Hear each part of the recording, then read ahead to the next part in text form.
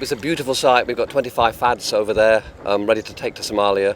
They're going into 20 different communities who we've worked very carefully with to prepare for this, to prevent any risk of conflict, any risk of fighting over the resource.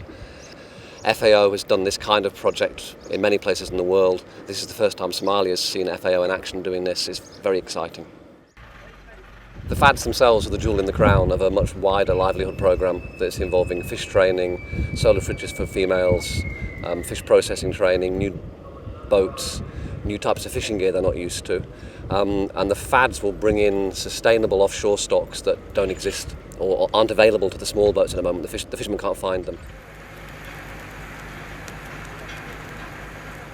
FAD is Fish-Aggregating Device, and it's a deep water mooring which works by being out there in the ocean and attracting fish, which are the oceanic fish like tuna, which are migrating through the area.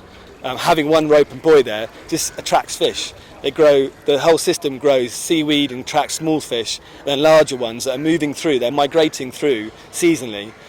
They come and circle around the FAD, and they will go and fish. They'll go and feed from there, and then come back and maybe stay around for 3 to 4 days, maybe a week, and then they'll move on. And this gives time for the fishermen to access them when they're moving through that location. They're much more likely to be able to catch some quite high value, potentially high value fish for them, which are like tuna, the pelagic oceanic fish, which are migrating through. Normally they'd have to chase these fish, looking for birds and dolphins, using a lot of fuel and travelling long distances, which can be quite dangerous in their small boats. The main objective of these FADs is to help the small-scale inshore fishermen in Somalia.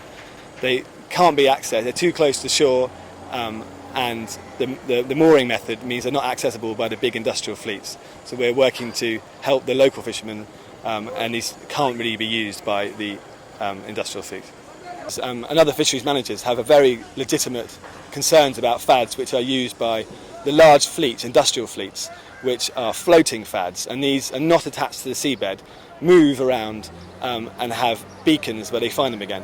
And these have large bycatch from other species like turtles and whale sharks. We're working on anchored ones where these boats cannot access the fish because they can't set the nets around it because of the anchor line. So it's a completely different model. And we're using local fishermen who are using hand lines, which is a very low impact, sustainable, low bycatch fishing method. And that's the only method you can't. So we're actually moving the fishermen away from drift nets, which they can't use with the FADs because of the line, into using more sustainable hand lining methods.